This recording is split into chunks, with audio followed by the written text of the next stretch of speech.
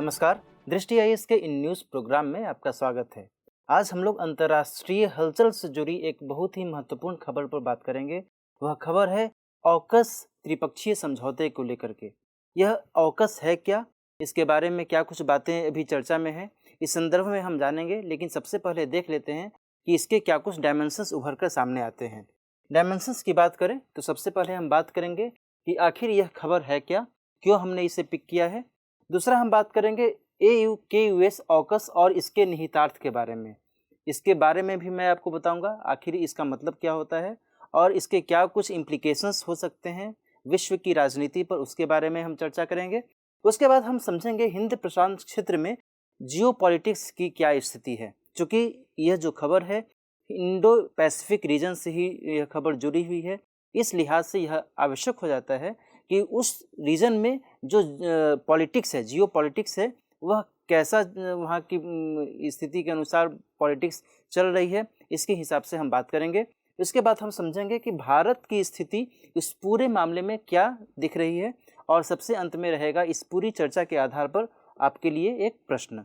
तो आइए देखते हैं खबर है क्या। खबर की बात करें तो ऑकस एग्रीमेंट जो है हुआ है, ये इसमें ऑस्ट्रेलिया जो है इसे न्यूक्लियर सबमरीन्स दिए जाने की बात की गई है इस एग्रीमेंट के जरिए, इस समझौते के जरिए। लेकिन इस समझौते में एक पेंच यहाँ पर आकर के फंस गया है कि फ्रांस जो है थोड़ा सा नाराज़ हो गया है इस पूरे मामले को लेकर के। फ्रांस क्यों नाराज़ हुआ है, क्या ऐसी बात हो गई है जिससे फ्रांस को नागवार गुजरा है, तो इन सब पर हम आगे बात करते हैं। लेकिन सबसे पहले हम समझते हैं कि ये जो AUKUS है ऑकस, इसे हम क्या समझ सकते हैं, यह है क्या। तो इसका पूरा नाम मैं आपको बताऊं तो ये 3 देश हैं दरअसल। AU से ऑस्ट्रेलिया हो गया, UK यानी यूनाइटेड किंगडम, और तीसरा जो है US यानी कि यूनाइटेड स्टेट्स ऑफ अमेरिका, है ना। तो इन्हीं तीनों के अक्षरों को मिलाकर करके AUKUS नाम दिया गया है। अब है क्या कि ऑस्ट्रेलिया, ब्रिटेन, यूनाइटेड किंगडम यानी ब्रिटेन और अमेरिका, इन तीनों देशों ने आपस में मिलकर के एक समझौता किया है, एक त्रिपक्षीय समझौता किया है। उस समझौते के कुछ निहितार्थ हैं, उस समझौते में क्या कुछ बातें कही गई हैं, ये हम आगे समझते हैं। समझौते के जो मूल बिंदु हैं उन बिंदुओं को यदि हम गौर करें तो पहला तो ये है कि ऑस्ट्रेलिया को अमेरिका और ब्रिटेन की सहायता से न्यूक्लियर सबमरीन जो है मुहैया करवाया जाएगा। ठीक है, तो पहला जो बिंदु है वो क्या है कि ऑस्ट्रेलिया को न्यूक्लियर सबमरीन मिल सकता है इस समझौते के माध्यम से। इसमें किनकी भूमिका होगी, तो अमेरिका और ब्रिटेन की भूमिका होगी। उनकी सहायता से ऑस्ट्रेलिया को इसकी टेक्नोलॉजी मुहैया कराई जाएगी। विशेष बात यह है कि अभी तक अमेरिका ने जो अपने न्यूक्लियर सबमरीन टेक्नोलॉजी है, ये केवल और केवल ब्रिटेन को ही ये टेक्नोलॉजी दी थी। अब ऑस्ट्रेलिया को भी इस टेक्नोलॉजी से एक सहायता दिए जाने की बात की जा रही है। दूसरा ये है कि इस समझौते के माध्यम से ये कहा जा रहा है कि हम संयुक्त त्रिपक्षीय सुरक्षा को इस पार्टिकुलर रीजन में, किस रीजन में, तो हिंद प्रशांत रीजन में हम बढ़ाना चाहते हैं। साथ ही हम चाहते हैं कि हमारा जो एक औद्योगिक आधार है इस पार्टिकुलर रीजन में वह मजबूत हो, है ना। तो ये सब कुछ बातें कही जा रही हैं, लेकिन जो इसका मेन मकसद है वो मेन मकसद कुछ और ही निकल कर सामने आ रहा है। लेकिन इस समझौते में स्पष्ट तौर पर उसे जाहिर नहीं किया गया है। यदि इसके मेन मकसद की बात करें तो दरअसल यह जो क्षेत्र है, चूंकि दक्षिण चीन सागर और प्रशांत महासागर दोनों से ही जुड़ा हुआ क्षेत्र है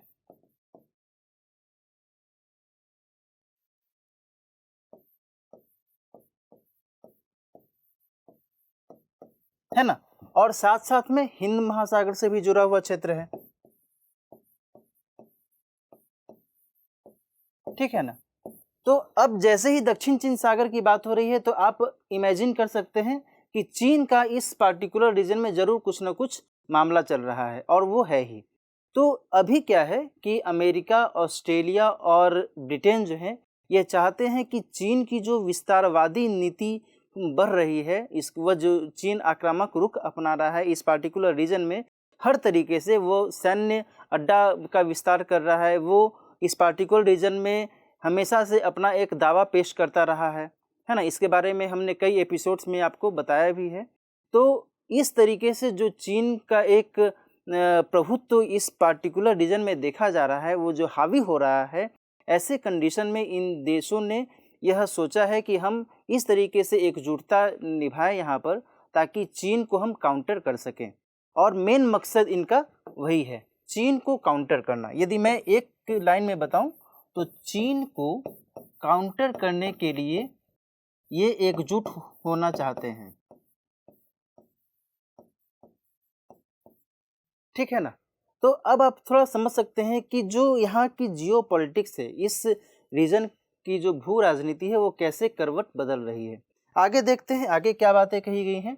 आगे यहाँ पर जो अहम मुद्दा है कि फ्रांस जो है इस पूरे मामले पर नाराज़गी जता रहा है।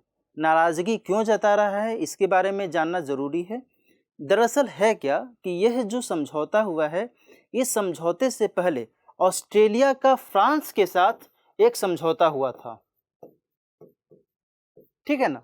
ऑस्ट्रेलिया का किसके साथ? तो फ्रांस के साथ एक समझौता हुआ था इन्हीं सबमरीन के व्यापार को लेकर के। लेकिन ऑस्ट्रेलिया ने क्या किया कि ऑस्ट्रेलिया ने इस समझौते को स्क्रैप कर दिया, उसको नलीफाई कर दिया। अब जो है अमेरिका और ब्रिटेन के साथ ऑस्ट्रेलिया चला गया है। ऐसे में फ्रांस ने यहाँ तक कहा है कि यह जो गतिविधि अपनाई है ऑस्ट्रेलिया ने, एक तरीके से में छुरा घोंपने जैसी गतिविधि अपनाई है और यह सही नहीं है। इसके अलावा फ्रांस की नाराज़गी अमेरिका के साथ भी है।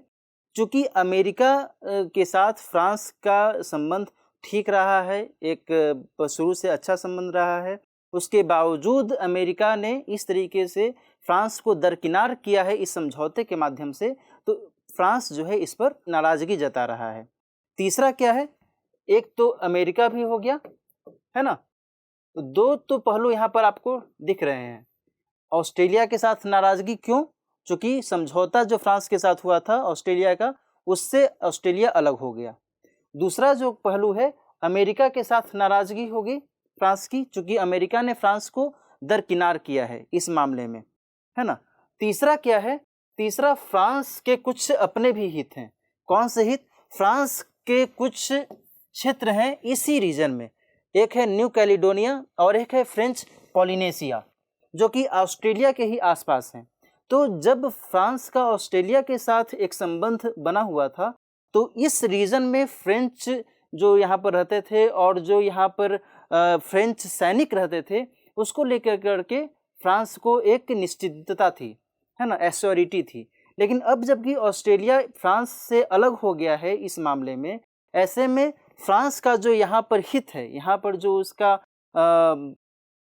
फ्रांस के नागरिक और फ्रेंच सैनिक जो यहाँ पर विद्यमान है, यहाँ पर रह रहे हैं, उसको लेकर करके फ्रांस को चिंता बढ़ गई है और इस कारण से फ्रांस की नाराज़गी होना स्वाभाविक सा लगता है।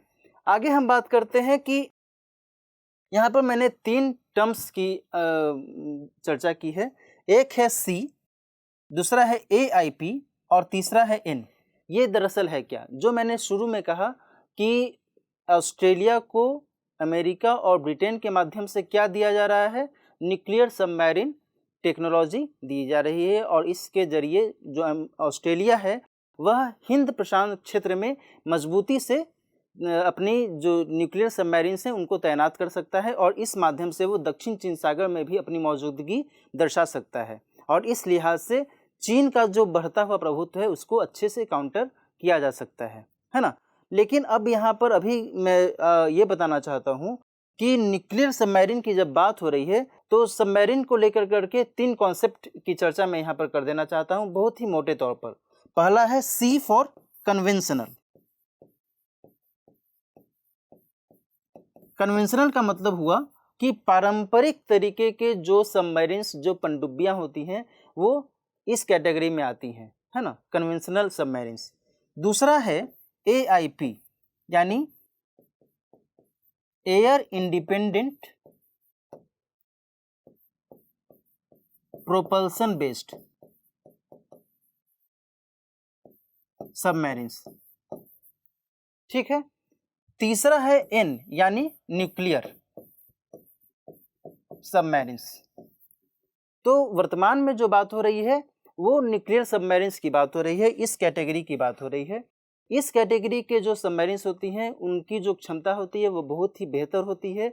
वो एक बार जब पानी के अंदर जाती हैं सबमरीन्स तो कई दिनों तक आराम से पानी के अंदर ही रह सकती हैं और उनको किसी भी तरीके से कोई डिटेक्ट भी नहीं कर सकता है ना। लेकिन कन्वेंशनल सबमरीन्स और एयर इंडिपेंडेंट प्रोपल्सन बेस्ड जो सबमरीन्स होती हैं इनको गाहे बेगाहे ऊपर जल के ऊपरी सतह पर आना पड़ता है। किस लिए? तो अपना बैटरी रिचार्ज करने के लिए, है ना। वो स्थिति न्यूक्लियर सबमरीन्स के साथ नहीं होती है। और जब न्यूक्लियर सबमरीन्स ऑस्ट्रेलिया को मिल जाएगा तो आप समझ सकते हैं कि ऑस्ट्रेलिया की ताकत अमेरिका और ब्रिटेन की जैसी ही हो जाएगी और वह जो है वहाँ पर दक्षिण चीन सागर में अपनी तैनाती आसानी से दर्ज करा सकेगा, है ना। तो मैंने चूंकि न्यूक्लियर सबमरीन्स की बात हो रही थी इसलिए मुझे लगा कि आपको इसके बारे में भी हल्की जानकारी होनी चाहिए। इसके टेक्नोलॉजी में मैं डीप में नहीं जाऊंगा, बस मोटे तौर पर आप ये समझ लीजिए कि एक होती है कन्वेंशनल सबमरीन्स, एक होती है air independent propulsion based submarines और तीसरा होती है न्यूक्लियर बेस्ड सबमरीन्स। ये सभी सबमरीन्स ही होती हैं। मैं यहाँ पर लिख देता हूँ ताकि आपको दिक्कत नहीं होगी समझने में, ठीक है ना।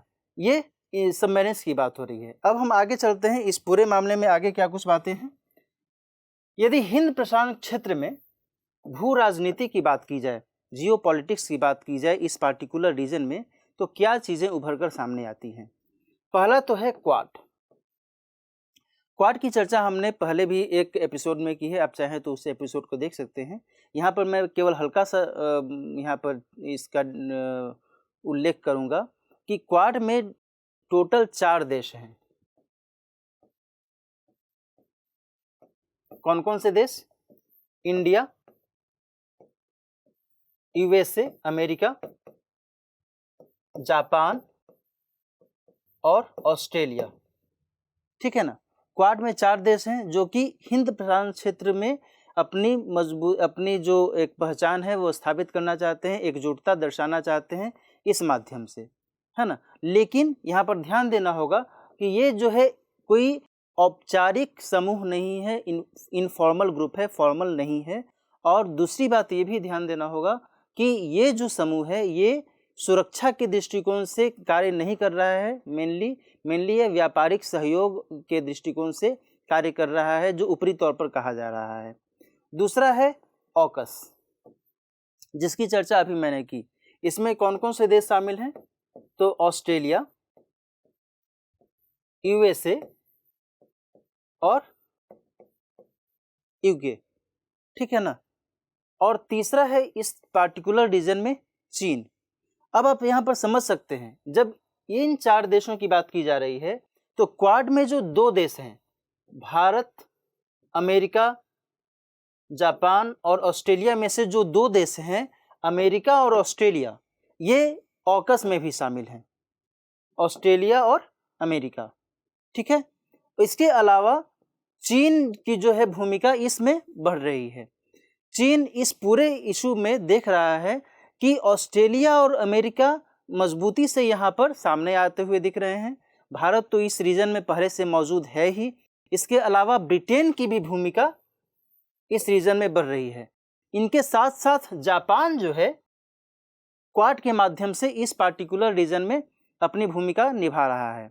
ऐसे में चीन का क्या कहना है? चूंकि चीन को लेकर करके ही एक बहुत ही टसल वाली स्थिति बनी हुई है, तो चीन का ये कहना है कि आप इस तरीके से जो कार्य कर रहे हैं, क्वाड के कॉन्टेक्स्ट में भी उसने जो एक आरोप लगाया था कि आप हमें अशांत करना चाहते हैं और आप बेवजह इस पार्टिकुलर रीजन को एक अस्थिर क्षेत्र के रूप में दर्शाना चाहते हैं। इस मामले में भी जबकि AUKUS त्रिपक्षीय समझौता हुआ है, इस मामले में भी चीन ने लगभग यही आरोप लगाए हैं। चीन ने क्या कहा है? चीन ने ये कहा है कि इस पार्टिकुलर रीजन को अस्थिर करने की कोशिश न की जाए। दूसरा, उसने ये भी कहा है कि कि आप या इस पार्टिकुलर रीजन में नाभिकीय हथियार से सुसज्जित जो सामग्री या फिर जो भी जहाज़ वगैरह तैनात करना चाहते हैं, पनडुब्बियाँ तैनात करना चाहते हैं, वह सही बात नहीं है। जहाँ एक तरफ आप नाभिकीय अप्रसार की वकालत करते हैं, वहीं दूसरी तरफ आप नाभिकीय पनडुब्बियों का इस्तेमाल करना चाहते हैं और ऑस्ट्रेलिया जैसे देशों को नाभिकीय पनडुब्बियाँ मुहैया कराना चाहते हैं, तो यह तर्क आप कैसे साबित कर सकते हैं कि हाँ, हम नाभिकीय अप्रसार को तरजीह देते हैं। तो चीन कुछ इस तरीके से गोल मटोल तरीके से बचने की कोशिश कर रहा है ना। कौन कौन से तर्क बता रहा है? पहला तो ये बता रहा है कि इस क्षेत्र में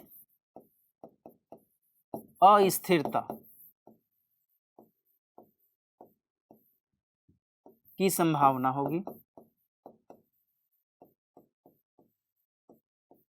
है ना। ये चीन का तर्क है। दूसरा, क्षेत्र में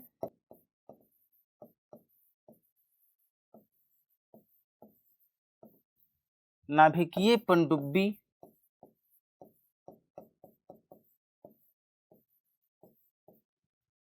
की तैनाती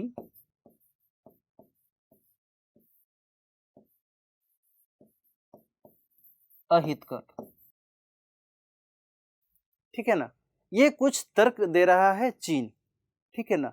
क्योंकि चीन तो जानता ही है कि भाई हम जो एक पॉलिसी अपना रहे हैं, इस पॉलिसी के अगेंस्ट में ये देश एक साथ एकजुट हो रहे हैं। आगे देखते हैं, आगे क्या है। आगे दक्षिण पूर्व एशिया भी यहाँ पर है। यहाँ पर कई सारे दक्षिण पूर्वी एशियाई देश हैं, उनको भी मद्देनजर रखते हुए यहाँ की जो जियो पॉलिटिक्स है, यहाँ की जो भू राजनीति है, वह करवटें बदलती हुई दिख रही है। कुछ देश ऐसे हैं जो चीन और उत्तर कोरिया जैसे देशों का समर्थन करने की इरादे से कार्य कर रहे हैं। कुछ ऐसे देश हैं जो कि भारत और अमेरिका जैसे देशों के साथ अपना संबंध ठीक रखना चाहते हैं, है ना। तो ये आप समझ सकते हैं कि यह जो पूरा का पूरा रीजन है, आप जो ये देख रहे हैं इंडो पैसिफिक रीजन, ये पूरा, ये इस पूरे मामले में एक अच्छा केंद्र बनकर उभरा है। यहाँ पर मैं आपको और थोड़ा सा क्लियर कर देना चाहता हूँ कि वर्तमान में जो विश्व व्यवस्था है, वर्ल्ड ऑर्डर है, वह एशिया पैसिफिक को कम महत्व देते हुए इंडो पैसिफिक रीजन पर अधिक महत्व दे रहा है। यहाँ पर मैंने दो शब्दों का इस्तेमाल किया, एक एशिया पैसिफिक और दूसरा इंडो पैसिफिक। एशिया पैसिफिक की बात की जाती है तो उसमें एशिया प्रशांत को गिना जाना चाहिए, जिसमें एशिया के देश और प्रशांत महासागरीय देश शामिल होते हैं। लेकिन जब हम हिंद प्रशांत क्षेत्र की बात करते हैं तो उनमें मेनली हिंद महासागरीय देश और प्रशांत महासागरीय देश की बात होती है। तो वर्तमान में जो टसल का एक केंद्र बनकर उभर रहा है, वह इंडो पैसिफिक रीजन बनकर उभर रहा है, और इस कारण से जो वर्तमान में वर्ल्ड ऑर्डर है, यह कुछ अधिक पेचीदा होता हुआ चला जा रहा है।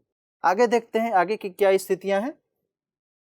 आगे यदि हम कुल मामले में, इस पूरे मामले में भारत की स्थिति की बात करें तो इसने इस त्रिपक्षीय समझौते को लेकर के अभी कोई प्रतिक्रिया जाहिर नहीं की है ऑफिशियल तौर पे, है ना।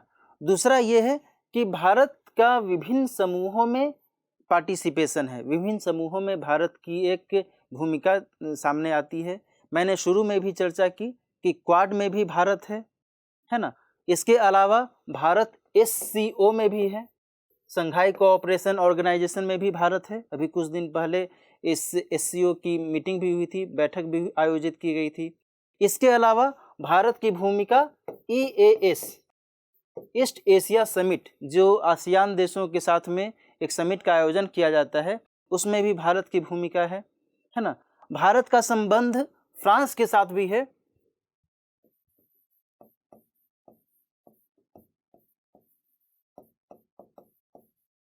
और भारत का संबंध ऑस्ट्रेलिया के साथ भी अच्छा रहा है।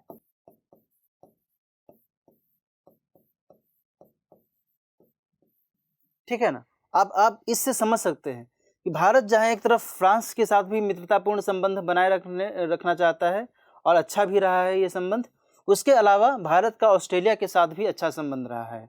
लेकिन वर्तमान की स्थिति क्या है? वर्तमान की स्थिति ये है कि फ्रांस और ऑस्ट्रेलिया एक दूसरे के विरोधी धरे पर खड़ा हो रहे हैं, है ना। अब ऐसे में ये देखना होगा कि भारत इन दोनों के साथ किस हिसाब से सामंजस्य बनाने की कोशिश करता है, इस पर भारत को विचार करना होगा। ओके, आगे देखते हैं, आगे क्या है। भारत के इस पूरे मामले में कुछ अपने हित भी हैं। अपने हित क्या हैं? तो भारत अपनी सुरक्षा चाहता है ना। भारत का ये राष्ट्रीय हित है, नेशनल इंटरेस्ट है, ठीक है। इसके अलावा भारत ये चाहता है कि चीन की जो आक्रामक भूमिका है इसको काउंटर करने के लिए अन्य देश भारत का समर्थन करें, भारत के साथ आए। तो चीन जो है एक महत्वपूर्ण मुद्दा बनकर उभर रहा है। इसके अलावा भारत जो है इस क्षेत्र में व्यापार जो करता है ना, उसको लेकर के भी इस पार्टिकुलर रीजन में भारत का हित सामने आता हुआ दिखता है ना। तो अब आप समझ सकते हैं कि भारत इस पूरे मामले में कहाँ आकर टिकता है, ठीक है ना। तो इस लिहाज से कहा जा सकता है कि ऑकस जो संधि हुई है इस पूरे मामले में अमेरिका, ऑस्ट्रेलिया और ब्रिटेन, इन तीनों ने जो एकजुटता दिखाई है इस समझौते के माध्यम से, वह एक नई जो है तस्वीर पेश करता हुआ दिख रहा है। इस पूरे मामले में दक्षिण पूर्वी एशियाई देशों के साथ इन तीनों देशों की क्या भूमिका रहती है और साथ ही भारत जो है इस पूरे मामले में आगे क्या कुछ नया कदम उठाता है, इस पर नज़रें टिकी होंगी, है ना। तो आज की चर्चा में इतना ही। अब इस पूरी चर्चा के आधार पर जो सवाल बन सकता है उस सवाल को हम एक नज़र देख लेते हैं। सवाल की बात करें, सवाल बहुत ही सीधा है। ऑकस क्या है, AUKUS क्या है, इसके बारे में आपको बताना है। तीनों देशों का जिक्र कर देना है और साथ ही जो समझौता है उस समझौते के बारे में बताना है। हिंद प्रशांत क्षेत्र में बदलती भू राजनीति को लेकर इसके क्या निहितार्थ हैं, इसके बारे में आपको समझाना है। कहने का मतलब ये कि क्वाड, ऑकस, चीन, दक्षिण पूर्व एशिया के जो देश हैं उनकी क्या भूमिका है इस पार्टिकुलर रीजन में, वो बताना है। और ऑकस जो है इस पूरे मामले में किस तरीके से पेश आना चाहता है, इस पर आपको एक बेहतर उत्तर देना होगा और साथ ही भारत के जो हित हैं उसके बारे में भी आपको बताना होगा अंत में, है ना। इस तरीके से आपका एक बेहतर उत्तर तैयार होगा। तो आज की चर्चा में इतना ही। मिलते हैं नेक्स्ट सेशन में किसी और महत्वपूर्ण खबर के साथ। तब तक अपना ख्याल रखिए। नमस्कार।